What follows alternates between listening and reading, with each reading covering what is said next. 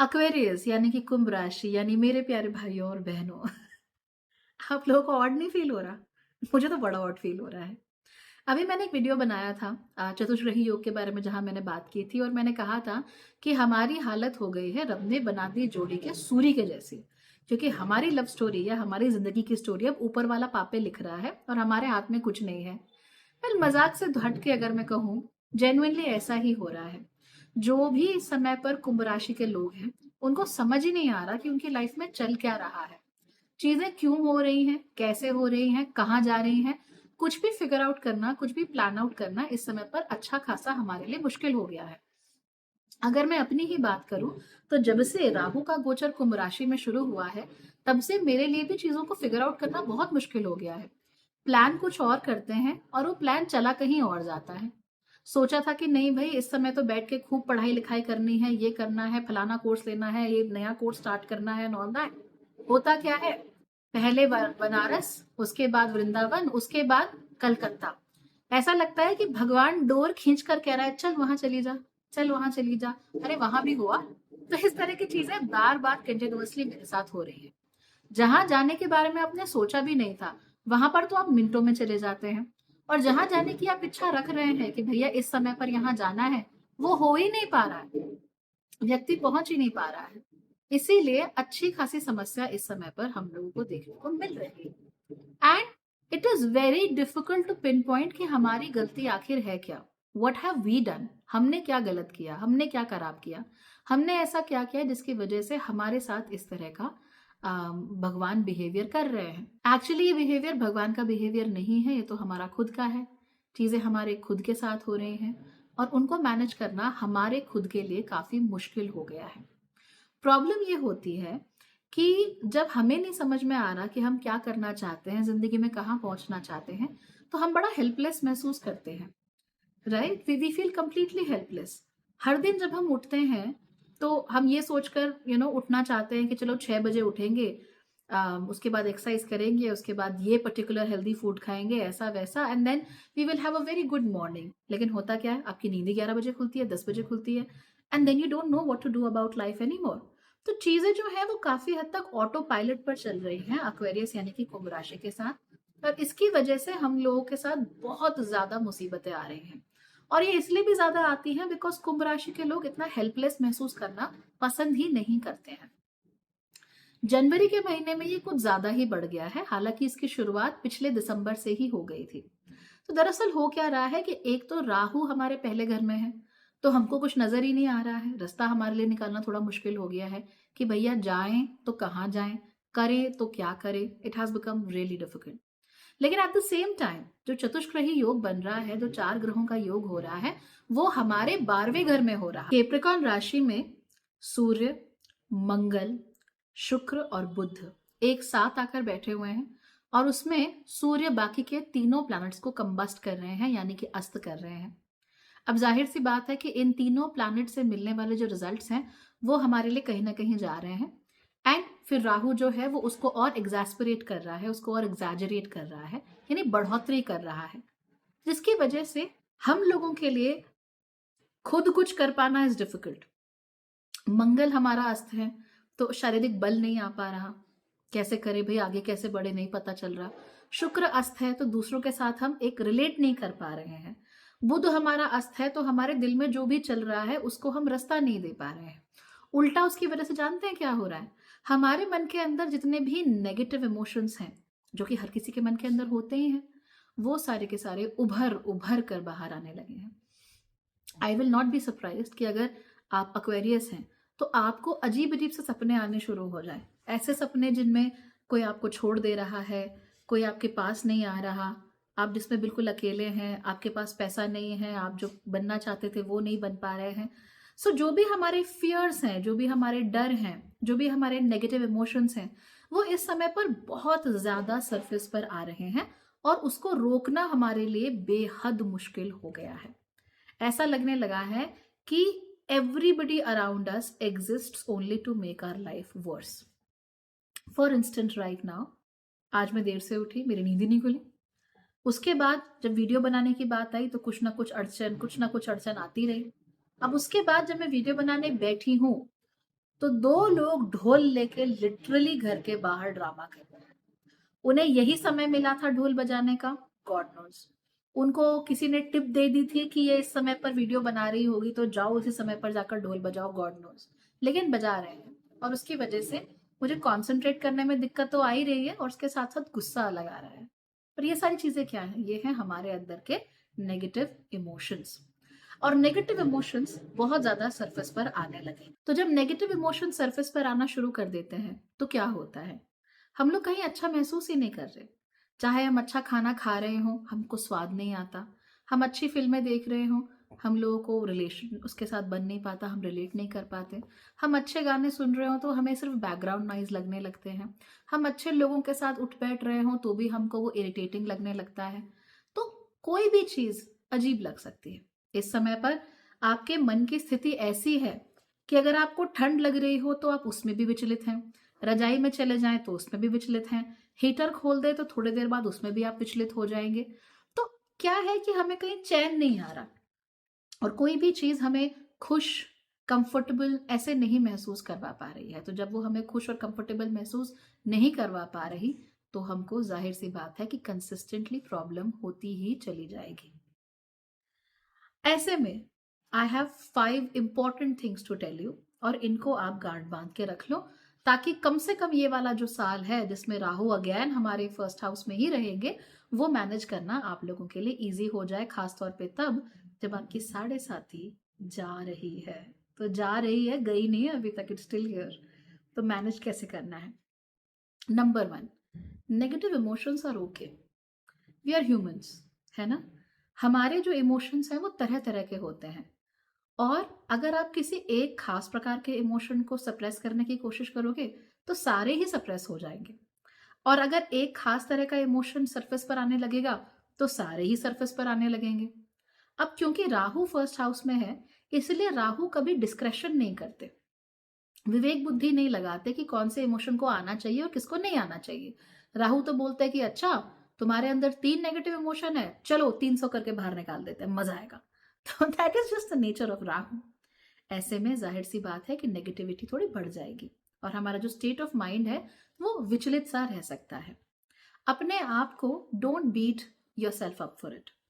ऐसे मत सोचो कि अरे मेरे दिमाग में नेगेटिव चीजें क्यों आ रही हैं, मैं ऐसे क्यों सोच रहा हूँ, मैं तो ऐसा कभी नहीं करती थी, मेरे दिमाग में तो ये कभी बातें नहीं आती थी, मैं तो ऐसे नहीं सोचती थी, मुझे तो कभी ऐसे गंदे गंदे सपने नहीं आते थे, फिर क्यों?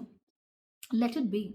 वो सिर्फ एक तरीका है उन चीज़ों के बाहर निकल जाने का और जितना वो बाहर निकल जाए इस समय पर उतना आप लोगों के लिए अच्छा है। Of course don't harm anybody, हम किसी को हार्म नहीं करना चाहते, हम किसी को परेशान नहीं करना चाहते, लेकिन अगर अपना सारा समय हम अपने नेगेटिव इमोशन से लड़ने में, उन्हें सप्रेस करने में या खुद को ये बताने में कि हमें नेगेटिव इमोशन भैया कैसे हो सकते हैं, ये बताने में अगर हमने टाइम वेस्ट करना शुरू कर दिया तो फिर हम कुछ भी प्रोडक्टिव नहीं अचीव कर पाएंगे और राहु का जो प्राइमरी मिशन होता है एज अ मेलेफिक के इंसान को भटका कर उसको अपनी राह से हटा देने का, वो आपके साथ होने लगेगा। So you would not want that to happen. Don't fight with your emotions. अगर कभी आपको बुरा फील हो रहा है, खराब फील हो रहा है, सुन लो एक सैड सॉन्ग, उसको निकल जाने दो बाहर और उसके बाद काम पे लग जाओ। कभी आपकी इच्छा सी नहीं हो पा रही है, you just feel like I want to stay in bed for half an hour more, लेट जाओ आधे घंटे के लिए और परेशान मत हो, अलाउ इट टू हैपन। नहीं तो फिर आप क्या करोगे? आप सोचोगे कि नहीं यार, कैसे अब मैं आधा घंटा कैसे सोती रह गई extra, it means I am such a bad person. उसको देखो, वो तो सुबह 5 बजे उठ के 20 किलोमीटर की वॉक पे जा रहा है, मुझसे तो कुछ हो ही नहीं रहा। Stop comparing, don't have negative emotions and allow everything to play out. ये नेगेटिव इमोशंस भी एक बहुत अच्छा रोल हमारी ज़िंदगी में प्ले करते हैं और उनका होना भी ज़रूरी है। तो चाहे वो आलस के रूप में आए, चाहे गुस्से के रूप में, चाहे शोभ के रूप में, चाहे किसी और रूप में, let it come, feel it, feel those feels and let them go. That's more important. Number 2, नई और फ्रेश चीज़ों के पीछे भागना बंद कर दो। राहु का ये स्टाइल होता है कि वो सोचता है कि अरे this is new, this is fresh, this is amazing, चलो ये करते हैं। मान लो आप कंटेंट राइटर हैं या आप सोशल मीडिया मैनेजर हैं, तो ये राहु आपसे क्या बोलेगा? चल जाके चैट जीपीटी पे जा, वहाँ पे चेक कर क्या होता है, एआई क्या कहता है, चेक कर चेक कर। आपने एआई के साथ इंडल्ज करना शुरू किया, अब आप दीवाने हो गए। आपको लाके अरे तो बड़ी बेहतरीन चीज़ है, let's focus on that only, कितना नया है, कितना एक्सपेरिमेंटल है, कितना कूल है, इट्स सो काकोई इन अ वे। सो आप ये सब करना शुरू कर दोगे, उसकी वजह से क्या होगा, that you will be lost in experiments. आप में से बहुत सारे लोग, मान लीजिए आप लोग कंटेंट क्रिएटर्स हैं और आपने सोचा कि अरे ये तो एआई से तो ई बुक लिखना बड़ा आसान है, तो चलो एक काम करते हैं, हम 50 ई बुक लिख डालते हैं और उन ई बुक्स को हम 100-100 रुपए में, 50-50 रुपए में बेचना शुरू कर देते हैं। फायदा ही फायदा, क्योंकि कॉस्ट तो हमारी निल है, लेकिन पैसा तो हमारा एंडलेस है, वैल्यू बहुत सारी मिलेगी हमको। Guess what, every Tom Dick and Harry is thinking the same, right? और एआई सबको वही बता रहा है। एआई सबके जो डिल्यूजन्स है कहीं ना कहीं उनको फ्यूल भी करता है। और जिस व्यक्ति का राहु पहले घर में हो वो बिल्कुल नहीं चाहेगा कि राहु अपने संपूर्ण रूप में आकर एआई बनकर हमारे सारे डिल्यूजन्स को एक साथ फीड करना शुरू कर दे। Don't let that happen. आप लोगों को स्पेसिफिकली फोकस करना चाहिए कि आप नई चीजों के साथ जरूर एंगेज कीजिए, एआई के साथ जरूर एंगेज कीजिए, पर इंडल्ज मत कीजिए, उसे अपनी जिंदगी का बहुत स्ट्रॉन्ग हिस्सा मत बनाइए, अन्यथा इस साल समस्या होना आप लोगों में तय है। You will stop thinking, you will stop creating, you will stop doing anything, और आपका जो दिमाग है ना वो एक ब्लैंक स्लेट हो जाएगा, and not in a good way, in a actually very bad वे।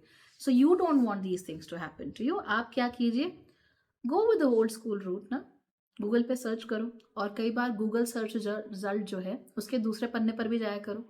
अक्सर वहां पर बहुत अच्छी चीजें देखने को मिलती है जो फर्स्ट पेज पर नहीं होती, थर्ड पेज पर भी बहुत अच्छी चीजें होती हैं। So now you start focusing on things that really matter. Go to the source code. AI आपको जो बोल रहा है वो नहीं, go to the source code, और उस सोर्स कोड से चीजें समझना शुरू कीजिए। तो अगर आपको ज्योतिष सीखना है, I actually came across somebody जिन्होंने ये कहा कि अरे अब तो एआई आ गया है, अब तो ज्योतिष बनना बड़ा आसान है, बस एआई को बोलो और वो आपको daily horoscope, weekly horoscope, monthly horoscope सब दे देगा, उठ के खाली बोलना ही तो है। No, not really, that's not how it works. You need to be a part of the source. और अगर आपको ऐसा लगता है कि आप भी एआई से बात करके ज्योतिष को जान समझ जाएंगे या फिर आपको सही गाइडेंस मिलेगी, तो नहीं मिल सकती, sorry, it's not possible for you at the moment. If you really want to learn, go to the source code and learn from there. You can learn with me as well. Number 3, इस बात को accept कर लीजिए कि आप दूसरों की तरह नहीं हैं, राइट? और ये बड़ी आइसोलेटिंग सी चीज है, ये हमें दूसरों से बहुत अलग फेंक कर रख देती है। अगर आपकी क्लास में सब बच्चों के पास लाल रंग की पेंसिल है और आपके पास येलो रंग की पेंसिल है, तो आप नेचुरली आइसोलेट हो जाते हो। चाहे वो जो येलो रंग की पेंसिल है वो अपनी क्वालिटी में, अपने लेड में, अपने कलर में, अपनी थिकनेस में, उसकी ड्यूरेबिलिटी में, चाहे वो लाल पेंसिलों से बहुत अच्छी ही क्यों ना हो, लेकिन है तो आखिर पीली ही ना। इसका मतलब कि दूसरों का जो ग्रुप है या दूसरों की जो कम्युनिटी है, उस कम्युनिटी के साथ अच्छे से हम सेटल नहीं हो पाते। ये एक्वेरियंस की एक नेचुरल बात होती है।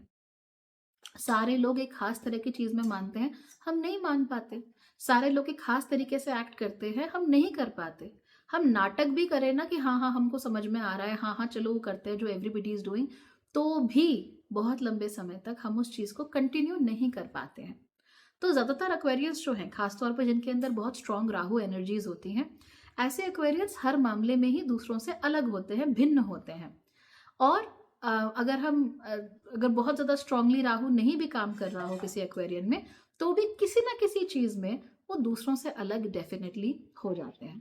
और वैसा जब अलगाव हो जाता है दूसरों से, then we feel very isolated. हमको लगता है कि दुनिया हमारे लिए नहीं बनी, लोग तो ऐसे हैं, इतने खराब लोग हैं, इतने जलील लोग हैं, they don't understand this, they don't understand that, we are superior या फिर वी आर इन्फीरियर। तो ये सुपीरियोरिटी कॉम्प्लेक्स या फिर इन्फीरियोरिटी कॉम्प्लेक्स ये हमारे अंदर जन्म लेने लगता है, which is obviously not a good thing to experience, है ना?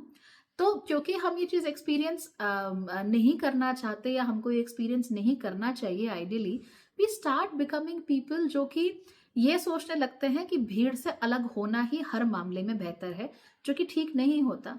ज्यादातर केसेस में भीड़ के साथ हो जाना या माइल्डली उनके करीब होना आपके लिए अच्छा ही होता है, because you also get to enjoy things that the world is enjoy. वरना होता क्या है, हम कहते हैं कि भाई we are born in the wrong era, क्योंकि मुझे तो मोहम्मद रफ़ी के गाने पसंद है, मुझे तो अरिजीत सिंह के गाने नहीं पसंद। That's actually a very weird way of thinking about the world, isn't it? तो हमें ये नहीं करने देना, हमें ये मानना है कि हाँ, हम अलग हैं थोड़े मामलों में, थोड़ी हमारी वायरिंग डिफरेंट हुई हुई है, थोड़ा हम अलगाव है दूसरों से कुछ मामलों में, लेकिन हमें फिर भी दूसरों के साथ अपने डिफरेंसेस नहीं खोजने। डिफरेंसेस तो हमें वैसे ही पता है बचपन से, जब से हम पैदा हुए हैं तब से हमें पता है कि हम अलग हैं। तो हमें दूसरों के साथ अपनी सिमिलैरिटीज़ को खोजना है, और इस साल आप लोग सिमिलैरिटीज़ के ऊपर ज़्यादा फोकस कीजिए। Okay, when you focus a little more on similarities, तो उससे क्या होगा कि जहाँ पर लोग आगे बढ़ रहे होंगे, आपको उनके साथ साथ आगे बढ़ने का मौका भी मिल जाएगा। जहाँ लोग खुश होंगे वहाँ आप उनके साथ साथ खुश हो पाएंगे। जहाँ दुख भी होगा वहाँ पे आप दुख भी अच्छे से महसूस कर पाएंगे इन अ प्रॉपर सेटअप, और ये आपके लिए अच्छा है। वरना फिर वो नेगेटिव इमोशन हो जाता है ना, कि उस समय दुख हुआ, उस समय तो आपने महसूस किया नहीं, फिर रैंडमली कहीं से निकल के आ जाता है, and then you are not prepared for that, है ना। तो ऐसे नहीं होने देना है, understand who you are. Number 4, आपको ये बात भी फाइनली एक्सेप्ट कर ही लेनी चाहिए कि जो एक्वेरियस यानी कि कुंभ राशि में जन्मे हुए लोग होते हैं, वो दूसरों को रास्ता दिखाने वाले होते हैं। वो बताते हैं कि अब हमें इस चीज़ पर फोकस करना चाहिए। अपने परिवार को, अपने मोहल्ले पड़ोस को, अपनी कम्युनिटी को, अपने देश को बताने वाले कि देखो वहाँ जाना है, वो हमारा रास्ता है, वो हमारी अगली मंजिल है। ये सब काम करने में एक्वेरियंस ज़्यादा बेहतर होते हैं, ना कि करंट चीज़ों के साथ इंडल्ज करने में। तो अगर आप अभी एआई में इंडल्ज कर रहे हो, चलो मज़े में चैट जीपीटी से बात करेंगे, ये करेंगे, वो करेंगे, well not really bad, but you are not looking into the future. आप भविष्य में नहीं देख रहे हो, और क्योंकि आप भविष्य में देख नहीं रहे हो, इसीलिए आप अपने साथ बड़ी नाइंसाफी कर रहे हो। तो चलो, आज सबके पास एआई है, कूल, कल क्या होगा, व्हाट विल हैपन टुमारो। जहां तक मुझे नजर आता है, मैं ये तो समझ सकती हूँ कि मेरे फील्ड में, ज्योतिष में, इस समय पर लोग पागल हैं एआई से बात करने को लेकर। कहते हैं कि भाई एआई ज्योतिषी हो जाएगा, एआई हमको सारा एस्ट्रोलॉजी का सब कुछ समझा देगा, हम याद भी कर लेंगे, हमको सब ध्यान में भी रहेगा, so on and so fourth, सब कुछ होगा। लेकिन कहीं ना कहीं लोगों को ये बात रियलाइज होगी ही इन द नियर फ्यूचर कि एक एआई में और एक एस्ट्रोलॉजर में जमीन आसमान का फर्क होता है। वो व्यक्ति जिसने आप ही के जैसे जिंदगी जी है, आप ही के जैसे माहौल में पढ़ा लिखा है, जिसको पॉप कल्चर के जिंदगी के रेफरेंसेस क्या आप ही के जैसे मालूम है, जो कि आप ही के जैसे चीजें महसूस कर सकता है, और जिसका अपना एक प्रॉपर पॉइंट ऑफ व्यू है, जिसने अपनी जिंदगी उस विद्या को सीखने में लगाई है, वो व्यक्ति इवेंचुअली बेहतर होगा, ऐसा मेरा मानना है, और I know this is going to be true. तो उसकी वजह से क्या होगा, because AI will make astrology so available to everyone. आपको क्या जरूरत है वीडियो देखने की, जिसमें मैं बैठकर आपको आधे घंटे तक बता रही हूँ कि कुंभ राशि कैसी होती है, when you can just ask an AI, और वो आपको इतना लंबा एक चिट्ठा खोल के दे देगा, जिसमें आपको लगेगा कि मैं पढ़ लूंगा या पढ़ लूंगी। पढ़ेंगे आप कुछ नहीं, समझ आपको कुछ नहीं आएगा, और उल्टा आपके जो स्टेरियोटाइप्स हैं वो ही मजबूत होंगे। तो नुआंसेस तो वहां से आते नहीं है। तो जितना ज्यादा मुझे लगता है ये चीज फैलेगी, शुरुआत में नुकसान हो सकता है लोगों को, लेकिन इवेंचुअली जो अच्छे लोग हैं, जो ज्योतिष सच में कर रहे हैं, जिनकी वैल्यू है, मुझे लगता है कि उनकी वैल्यू उल्टा बढ़ेगी ही। And that is the reason why I am not offering an AI astrologer service, और I am not going with all that. Experiment करने के लिए ठीक है, थोड़ी देर मजे करने के लिए ठीक है, but I am not offering that kind of service, I am offering my knowledge. तो मुझे लगता है कि जो भविष्य मैं देख पा रही हूँ, कम से कम उस भविष्य में विद्या का मान जरूर होगा, और वो पहले से कहीं ज्यादा वैल्यूएबल होगी।